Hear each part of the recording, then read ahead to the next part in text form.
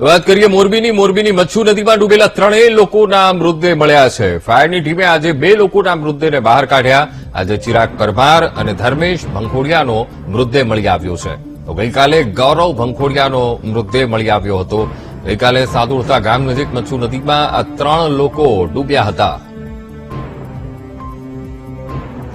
મોરબીની મચ્છુ નદીમાં 3 લોકો ડૂબ્યા હતા અને આજે તેમના મૃતદેહ મળી આવ્યા છે. ફાયરની ટીમે આજે 2 લોકોના મૃતદેહને બહાર કાઢ્યા છે. ગઈકાલે આ દુર્ઘટના સર્જાઈ હતી અને આ દુર્ઘટનામાં ગઈકાલે એક મૃતદેહ મળી આવ્યો હતો, પણ 2ની શોધખોળ કરવામાં આવી રહી હતી. ત્યારે આજે 2 લોકોના મૃતદેહ મળી આવ્યા છે, જેમાં ચિરાગ પરમાર અને ધર્મેશ ભંખોડિયા આ 2 વ્યક્તિઓનો મૃતદેહ મળી આવ્યો છે. ગઈકાલે ગૌરવ ભંખોડિયાનો મૃતદેહ મળી આવ્યો હતો.